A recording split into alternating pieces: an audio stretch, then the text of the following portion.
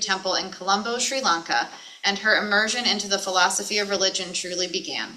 Since then, she has studied with a variety of teachers in religion, spirituality, and plant and energy medicine. She truly believes in magic and miracles. Elizabeth combines the teaching she has received to help coach her clients into making space for magic in their lives. Without any further ado, I'll turn the podium over to Elizabeth Ferrall. Thank you.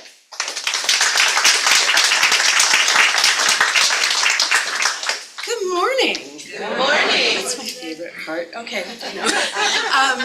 I want to thank Nancy for asking me to talk today, and Jewel for being like my support back here, and David, my husband, for being my support the rest of the time. I feel really special to belong to this church because so many people have stopped this weekend while I've been here and just said, hey, I hear you're talking on Sunday.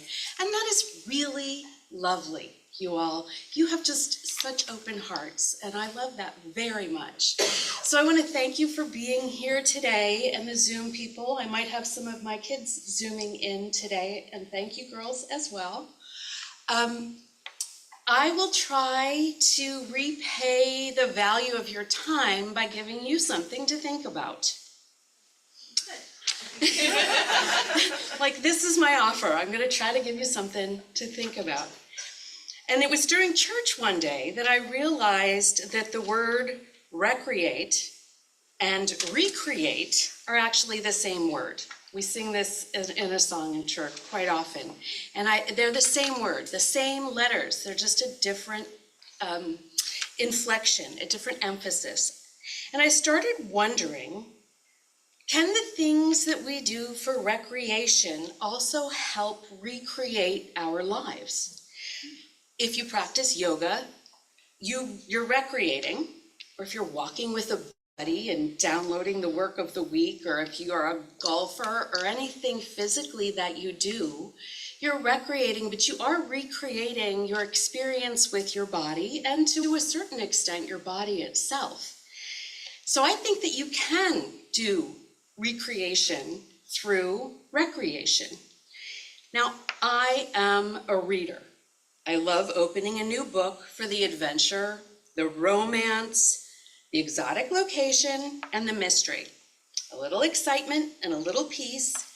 Fiction or nonfiction, I am willing to read it. I'm also a viewer. I love watching a good movie. And honestly, if it's not good and the scenery is excellent, I'm right there. I'll turn down the sound. In 1994, I entered into a deeply committed pseudo-relationship with 6 fictional people by meeting up with them every week, like you do with real friends. And that's how I became the lurking 7th member of Friends. And I don't think I was the only one, because that was an extremely popular show. But while I was happy immersing myself in stories, I slowly came to understand that I had stopped fully participating in my own. Instead of recreating myself, I recreated and became an editor of my life. I tried to make my life tidy and predictable and good smelling. I wanted to be liked. I wanted my children to feel protected and confident, and I clamped down hard on life. I thought that if my life followed a predictable order, everything would be okay. I also dancing in the kitchen because maybe I had a sibling who made fun of my dance moves. And I stopped singing in the car because it was pointed out to me that my lyrics were not in agreement with the singer. And to be quite honest, my notes were not even in the neighborhood of what was happening on the radio.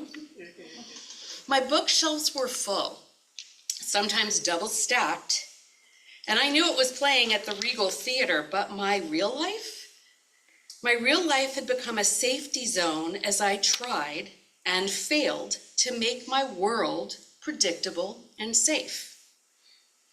The truth is that life is not comfortable. No amount of organization will prevent heart-racing phone calls or inadvertently hurting someone's feelings or even straight up having to face the fallout from your own behavior. This is not news, but it's worth repeating. You're not in control of most of what happens in your life. You are only in control about how you receive it and what you do about it. And yet so many of us spend an enormous amount of energy trying to avoid discomfort.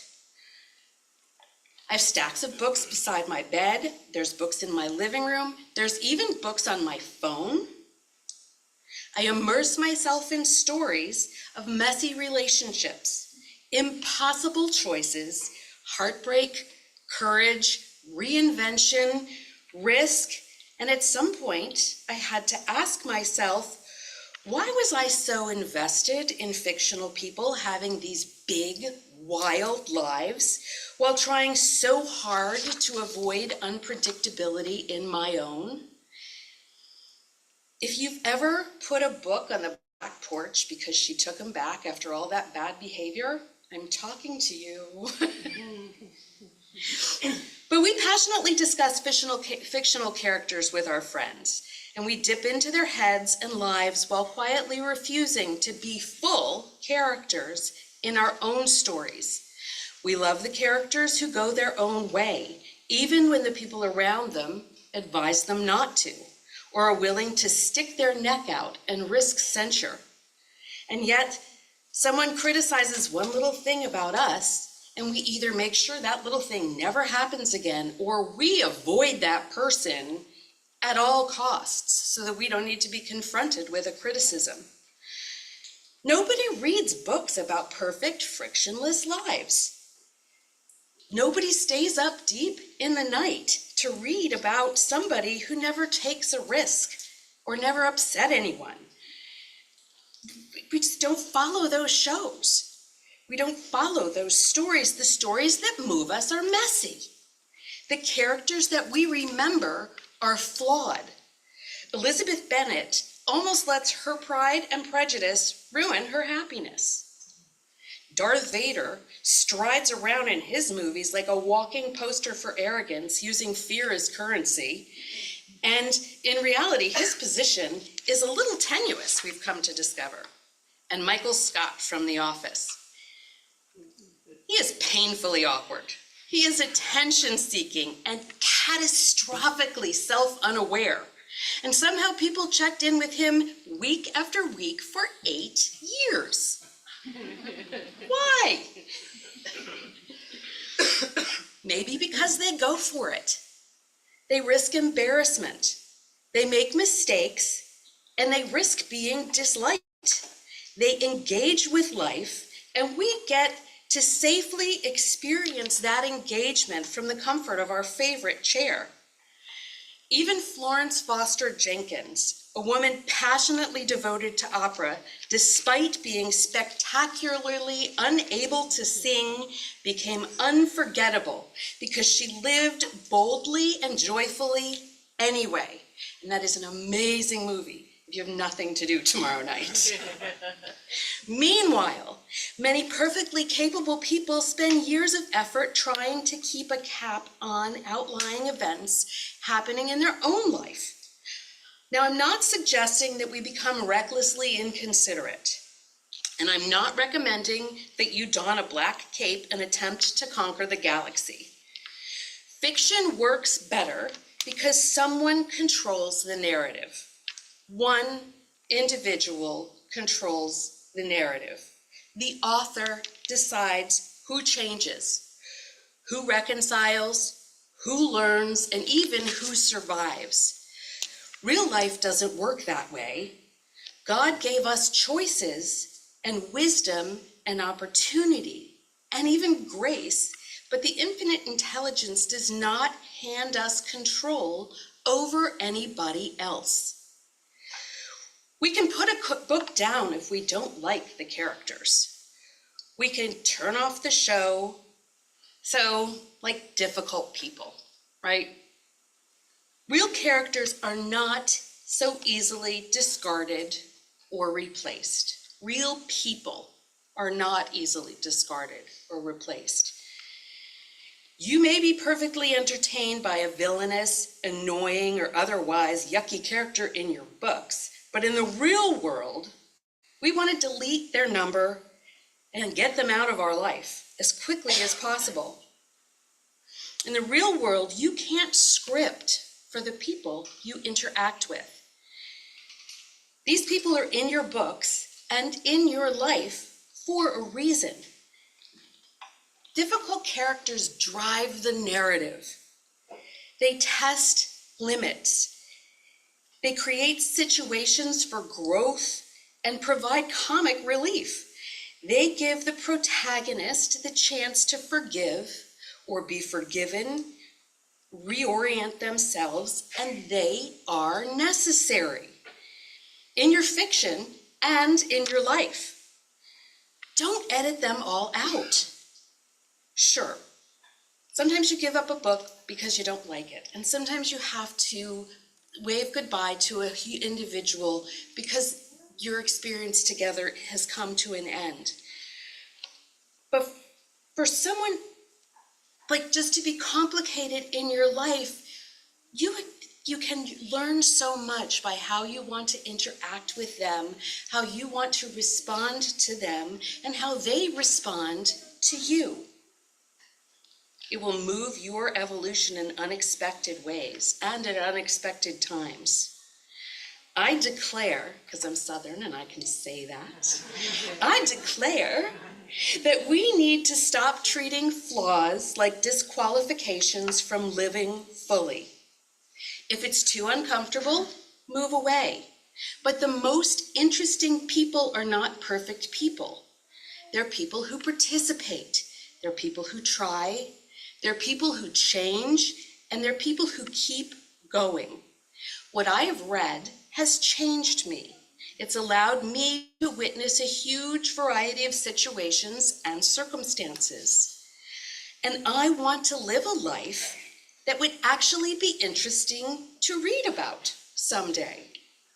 Not because it's perfect. I can't control that, and I would miss out on life if I keep trying to make it perfect. I am willing to allow for messy. I'm willing to let my faults simply exist, and I'm willing to allow the perceived faults of others, my perceived faults of others, to exist as well. I am learning to watch relationships be built, change, and even deteriorate. Here's how I've partnered with that willingness. There is a magic word. It is a word that we use so freely, commonly, and often. If you've spoken today, you've used it, and you might have missed how magic it is. The word is and. And makes space. It allows two things or more to be true at once. Tired and hopeful, imperfect and worthy. You can stand on First Street and watch the evening primroses open up at dusk and still feel a little shut down in yourself because of and. You can laugh while a squirrel does Olympic-level gymnastics to break into your $300 squirrel-proof bird feeder. And it allows life to remain complicated without being hopeless. I want to invite you to bring more life into your life and more character into your character. Tell people Monday is your favorite day and make it your favorite day. Enjoy rainy weather loudly. Praise things enthusiastically and often.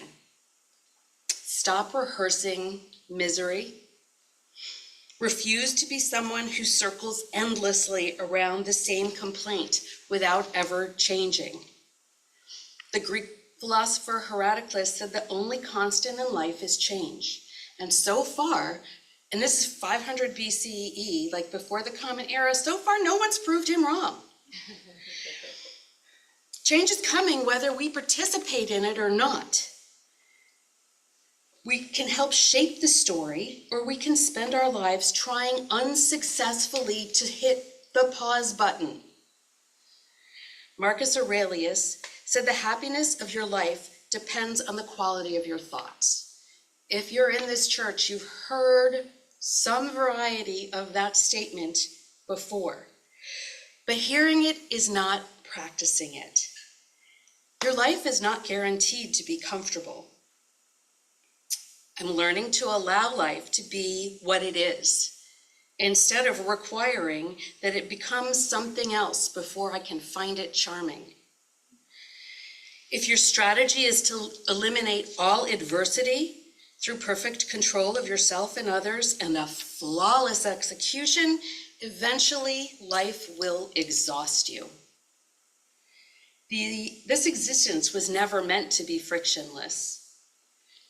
Sometimes healing hurts. Sometimes growth feels awkward. If you visit my house here in Lilydale, you'll be greeted by a painting that I did. I am not a painter. It will never hang in a gallery. My children will not fight over it when I am gone. But it hangs in the entrance of my house to remind me why I love coming home. It's not an objectively good painting, it's mine. So if you have a favorite character, would they hang out with you? Don't be the lurking seventh friend.